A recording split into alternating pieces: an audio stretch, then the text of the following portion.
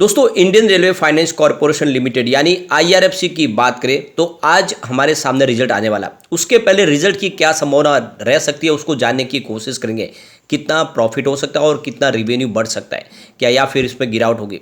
और इस समय स्टॉक देखें तो रिजल्ट का इंतजार कर रहा है, कुछ दबाव में दिखाई दे रहा है। पिछले दिनों बहुत ज़्यादा स्टॉक दौड़ चुका है और अब इसका जो नया ट्रिगर होगा वो इसका रिजल्ट होगा। अब देख सकते हो कि पिछले कुछ दिनों से जो तेजी बनी उसके बाद में यहाँ पे थोड़ा सा प्रॉफिट बुकिंग से दबाव दिखाई दे रहा है। आगे आने वाले समय बाजार में देख सकते हो कि हॉलीडेज है, उसकी वजह से जो इसका असर होगा वो आने वाले समय देखने को मिलेगा। तब तक जो रिजल्ट में अगर पॉजिटिव संभावना बनेगी तब तो एकदम शानदार तेजी की संभावना बनेगी, और रिजल्ट अगर नेगेटिव हुआ तो फिर कुछ गिरावट भी हो सकती है। तो इसके लिए हमें इंतजार करना होगा उस रिजल्ट का। उसके पहले क्या संभावना उसको भी जानेंगे, साथ में कुछ बड़ी अपडेट निकल के आ रही है जिनको डिस्कस करेंगे। सबसे जो बड़ी बात है, यह कंपनी दूसरों से हटके है। इसके पीछे वजह यह है कि इसका जो कर्ज लेने का तरीका है, ये बॉन्ड्स के माध्यम से फंड रेज करते हैं डोमेस्टिक मार्केट से और ग्लोबल बाजार से। उसके बाद रेलवे को फंड प्रोवाइड करते हैं, रेलवे की जितनी इंफ्रास्ट्रक्चर की कंपनियां उनको फंड प्रोवाइड करते हैं। इस कर्ज की गारंटी भी सरकार लेती है। इसके अलावा देखें तो किसी प्रकार का टैक्स पे नहीं करता, टैक्स से इसको बाहर रखा गया है। इसके अलावा 37 एम्प्लॉयज जो इस कंपनी को रन करे, ऐसे में खर्च बिल्कुल नहीं है और इसीलिए ये कंपनी एक तरह से मजबूत कंपनी है और आने वाले समय इसकी प्राइस कई गुना बढ़ सकती है। वैसे काफ़ी समय से स्टॉक नहीं दौड़ा, जब दौड़ने लगा है तो आपको पता ही होगा कि रेलवे के शेयर जब दौड़ते लगातार दौड़ते, चाहे आरवीएनएल हो या फिर आईआरसीटीसी हो, ऐसे ये स्टॉक दौड़ भी सकता है। तो इन सारी बातों को समझेंगे इस वीडियो के माध्यम से। लेकिन फ्रेंड उससे पहले अगर आप पहली बार हमारे चैनल पे आए तो चैनल को सब्सक्राइब कर दीजिए, एक बेल आइकन दबा दीजिए ताकि जब भी नया वीडियो बने पहला नोटिफिकेशन आपको मिले। वीडियो पसंद आए तो लाइक से जरूर कीजिए। चलो फ्रेंड्स वीडियो स्टार्ट करते हैं। मैं हूं आपका दोस्त एसबी दवे और हमारे अपने चैनल ऑनलाइन कमाई में आपका बहुत बहुत स्वागत है। सबसे पहले बाजार की बात करें, इसमें 10:30-11 के आसपास का टाइम है। बीएसई सेंसेक्स 65,431 के स्तर पर है, जहां पे 256 पॉइंट की गिरावट है, यानी 0.39% डाउन है बीएसई सेंसेक्स। तो आप देख सकते हो कि इस समय शुरुआत तो बाजार की पॉजिटिव हुई थी, लेकिन उसके बाद में कुछ दबाव देखने को मिल रहा है। कल हमने देखा था कि कल एफआई और डीआई दोनों ने ही खरीदारी की थी। इसका मतलब बाजार के लिए शुभ संकेत है। बड़े इन्वेस्टर तो इस समय खरीदारी कर रहे हैं, लेकिन रिटेल इन्वेस्टर की बिकवाली हो रही है। अब यहाँ पे अगर हम आईआरएफसी की बात करें, स्टॉक की शुरुआत पॉजिटिव हुई 49.70 पर, क्लोजिंग कल की 49.45 के आसपास थी। अब देख सकते हो कि 48.85 का लो बना, यानी स्टॉक प्रॉफिट बुकिंग से थोड़ा नीचे गया, लेकिन जो हाई है वो 50.15 का। और पिछले 3-4 ट्रेडिंग सेशन देख रहे हैं कि हम 50 का स्तर स्टॉक छू ही लेता है और एक तरह से ये काफ़ी अच्छा एक सपोर्ट बना हुआ है।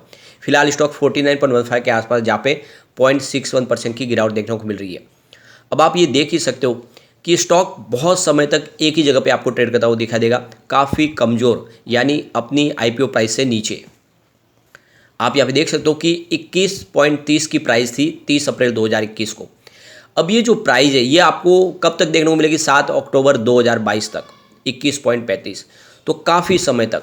तो ये कह सकते हैं कि कम से कम 15 महीने तक स्टॉक एक ही जगह पे रहा, बिल्कुल यहाँ पे कोई मूवमेंट नहीं था। अब यहाँ पे तेजी की संभावना बनने लगी है। आप ये देख ही सकते हो कि 4 अगस्त को स्टॉक 45.05 के आसपास आया था 0.8% की तेजी के साथ। 7 अगस्त को स्टॉक सीधा 49.75 पर चला गया, 10.4% की बम्पर तेजी हमने देखी। 8 अगस्त को स्टॉक 50.30 के आसपास था 1.1% की तेजी के साथ। 2 अगस्त को फिर इसमें गिरावट हुई, 48.95 के आसपास स्टॉक आया, 2.7% की गिरावट हुई। कल 10 अगस्त को 49.45 के आसपास स्टॉक ने क्लोजिंग दी थी 1% की तेजी के साथ। तो 4-5 ट्रेडिंग सेशन में एक ही दिन है जब आपको निगेटिव क्लोजिंग होती हुई दिखाई देगी, ओवरऑल इसने पॉजिटिव क्लोजिंग दी है। अब आज रिजल्ट है हमारे सामने आईआरएफसी के। इसके अलावा देखें तो Nykaa, JSPL, ONGC, Patanjali food, info edge और हिंदुस्तान एरोनॉटिक्स लिमिटेड, इनके रिजल्ट भी आज हमें देखने को मिल सकते हैं। तो यहाँ पे देख सकते हो कि रिजल्ट के पहले क्या संभावना रह सकती है। अगर आप इसके पिछले 4-5 साल की परफॉर्मेंस देखें तो बेहतर परिणाम ही हमने देखे। 2019 में जहाँ पे 11,130 रुपीज़ के आसपास रिवेन्यू था, वो 2023 तक बढ़ के 23,892 रुपये तक पहुँच गया और हर साल रिवेन्यू बढ़ रहा है और ये एक तरह से काफ़ी अच्छी बात है। प्रॉफिट की भी बात करें तो आप देख सकते हो कि 2019 में 2,255 रुपीज़ के आसपास प्रॉफिट था, वो 2023 तक 6,337 रुपये तक पहुँच गया। काफ़ी शानदार तरीके से आपको प्रॉफिट और रिवेन्यू बढ़ता हुआ दिखाई देगा, कहीं पर कोई कमी नहीं है किसी साल। अब अगर हम साल भर की बात करें तो मार्च 2022 में 5,932 रुपीज़ के आसपास इनका रिवेन्यू था। मार्च 2023 में ये बढ़ के 6,236 रुपीज़ के आसपास पहुंच गया। लेकिन अब ये अगर आप इसमें इस बार क्या रिवेन्यू रह सकता है, तो जिस हिसाब से परफॉर्मेंस इसकी दिख रही है उस हिसाब से अगर आप देखें तो इस बार जो रिवेन्यू है वो 6,300 के आसपास रहने की संभावना बन रही है। यानी कुछ रिवेन्यू बढ़ता हुआ दिखाई देगा, क्योंकि लगातार हम देख रहे हैं कि रिवेन्यू थोड़ा सा आपको बढ़ता हुआ दिखाई दे रहा है पिछले 2-3 क्वार्टर से। उस हिसाब से रिवेन्यू ज़्यादा तेज़ी से तो नहीं बढ़ता हुआ दिखाई देगा, लेकिन जिस तरह से इन्होंने कुछ प्रोजेक्ट किए पिछले दिनों 6300 करोड़ के आसपास इनका रिवेन्यू रहने की संभावना बन रही है। अब प्रॉफिट की बात करें तो मार्च 2022 में 1493 रुपीज़ के आसपास इनका प्रॉफिट था। मार्च 2023 में प्रॉफिट गिर के 1328 रुपीज़ के आसपास आ गया, लेकिन दिसंबर में ये 1633 रुपीज़ के आसपास था। तो ये देख सकते हो कि क्वार्टर 3 में तो काफ़ी अच्छा प्रॉफिट बढ़ा था, लेकिन मार्च में प्रॉफिट में भारी गिरावट हुई। इस बार प्रॉफिट थोड़ा सा बढ़ सकता है, यानी जो प्रॉफिट है इस बार 1400 करोड़ के आसपास रह सकता है। तो यहाँ पे आपको ईयर ऑन बेसिस पे तो अभी भी प्रॉफिट में कमी दिखाई देगी, लेकिन क्वार्टर ऑन क्वार्टर बेसिस पे थोड़ा सा प्रॉफिट बढ़ता हुआ दिखाई देगा। अगर ऐसे ही ये परिणाम अगर रहता है तो फिर यहाँ पे एक तेज़ी की संभावना बन जाएगी, और अगर इससे बेहतर आया तो बहुत बड़ी तेज़ी आ सकती है, और अगर इससे नेगेटिव आया परिणाम तो आप समझ सकते हो कि भारी गिरावट भी हो सकती है, क्योंकि स्टॉक ऑलरेडी पहले दौड़ चुका है। तो ऐसे में यहाँ पे प्रॉफिट बुकिंग हावी हो सकती है, स्टॉक काफ़ी नीचे भी आ सकता है। इसीलिए आपको इस रिजल्ट का खास ध्यान रखना है, और जैसे रिजल्ट डिक्लेयर होगा उसको आज हम फिर से उसको एनालिस करेंगे अच्छे से।